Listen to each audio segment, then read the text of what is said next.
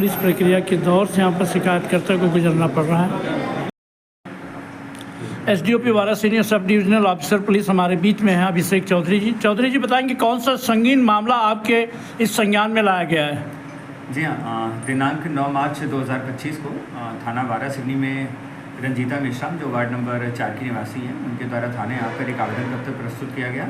इसमें उनके द्वारा ये आरोप लगाया गया कि एक पेटू के सोशल फाउंडेशन नाम की एक संस्था है, एक NPO, जो कि बालाघाट वारा सिवनी क्षेत्र में आम जनता को एक 550 रुपये की रसीद देकर उनसे ये दान पत्र प्राप्त कर लेती है, 550 रुपये का दान। और उसके आधार पर, जिसके ऊपर उस रसीद के ऊपर बेटी बचाओ बेटी पढ़ाओ का स्लोगन है, उस रसीद के आधार पर उस योजना का उपयोग करते हुए लोगों से पैसे जमा करवा रहे हैं।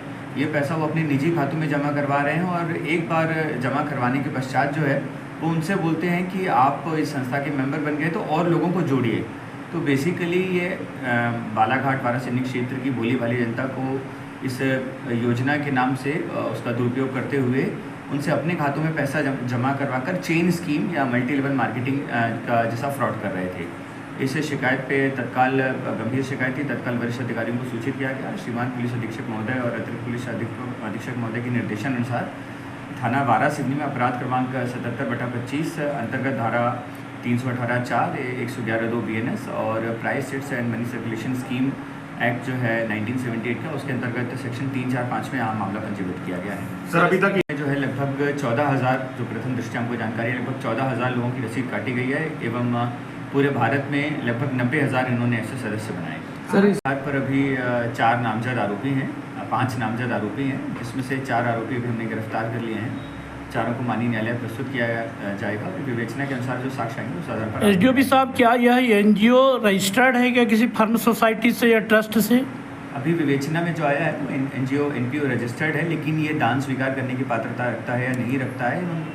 इनकी धारा 27-28 की जानकारी, चुनाव संबंधी, ऑडिट संबंधी जानकारी भेजी जाती है क्या? ये तो इन्वेस्टिगेशन में आगे क्लियर हो पाएगा। सर उपभोक्ताओं को किस प्रकार का उसको ये लगता था कि बेटी बचाओ बेटी पढ़ाओ के नाम पर इन्वेस्ट कर रहे हैं और इनको शादी में, विवाह में या दुर्घटना में, इनको जैसे शादी विवाह है तो कुछ अपना मिक्सी हो गया, ये सब आदि चीज़ें मिल जाएंगी, और दुर्घटना है तो वहाँ पे इनको अंग भंग होने की स्थिति में कुछ लाभ मिल सकता है।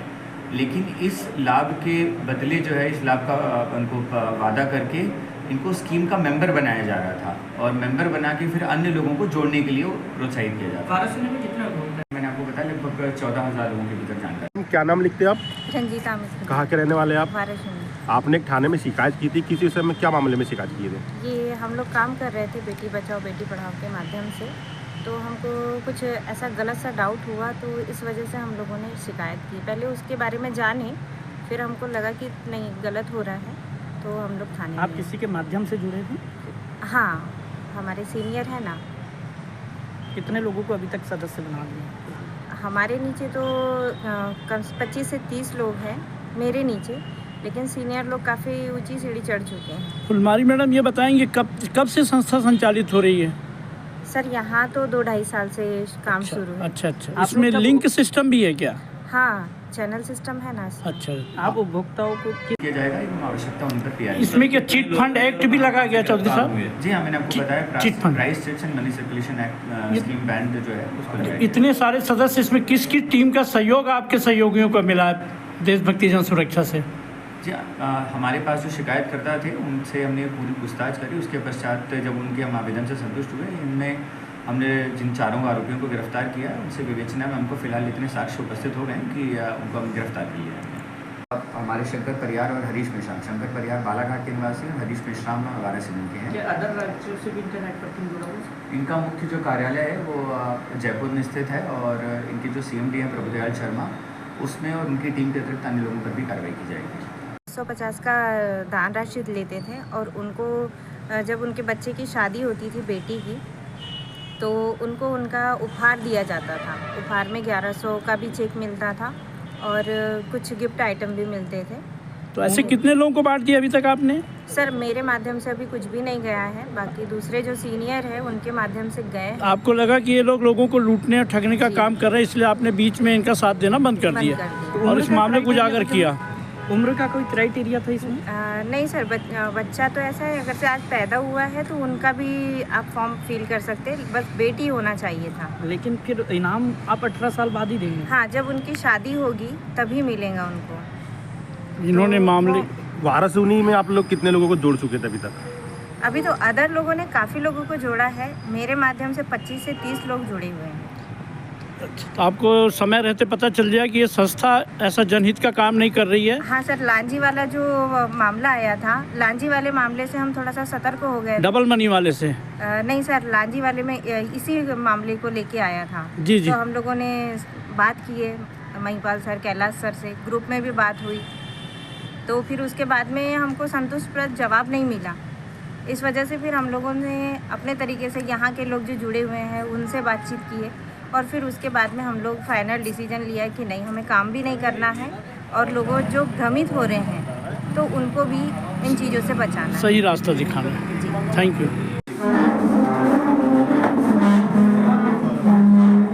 अपराधी सोचता है कि निश्चित है कि कानून के आँख में धूल झोंक सकता है, भोली वाली जनता को यहाँ पर ठग सकता है, लेकिन कानून के हाथ इतने लंबे रहते हैं कि वो एक न एक दिन के शिकंजे में फंस ही जाता है। ऐसे ही चिट फंड एक्ट जो अंतर्राज्यीय गिरोह है वो इसमें पुलिस थाने में यहाँ पर पुलिस की सुपुर्दी में है, जिसे गिरफ्तार किया गया है। काफ़ी बड़ा मामला है, अंतर्राज्यीय गिरोह गिरफ्तार कर सक्षम न्यायालय में पेश किया जाएगा।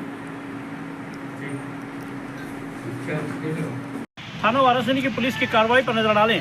शासकीय योजना बेटी बचाओ बेटी पढ़ाओ के नाम पर आमजनों से धोखाधड़ी करने वाले जालसाज हुए गिरफ्तार और सक्षम न्यायालय में पेश करने की पुलिस द्वारा कार्रवाई।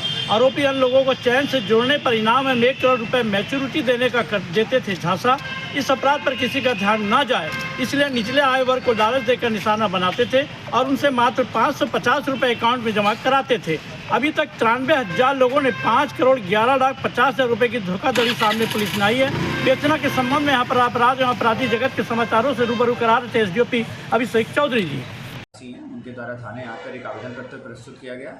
इसमें उनके द्वारा ये आरोप लगाया गया कि एक पे टू पे सोशल फाउंडेशन नाम की एक संस्था है, एक एनपीओ, जो कि बालाघाट वारासिवनी क्षेत्र में आम जनता को एक 550 रुपये की रसीद देकर उनसे ये दान पत्र प्राप्त कर लेती है, 550 रुपये का दान, और उसके आधार पर जिसके ऊपर उस रसीद के ऊपर बेटी बचाओ बेटी पढ़ाओ का स्लोगन है, उस रसीद के आधार पर उस योजना का उपयोग करते हुए लोगों से पैसे जमा करवा रहे हैं। ये पैसा वो अपने निजी खातों में जमा करवा रहे हैं और एक बार जमा करवाने के पश्चात जो है वो उनसे बोलते हैं कि आप इस संस्था के मेंबर बन गए तो और लोगों को जोड़िए। तो बेसिकली ये बालाघाट वारासिवनी क्षेत्र की भोली भाली जनता को इस योजना के नाम से उसका दुरुपयोग करते हुए उनसे अपने खातों में पैसा जमा करवाकर चेन स्कीम या मल्टी लेवल मार्केटिंग का जैसा फ्रॉड कर रहे थे।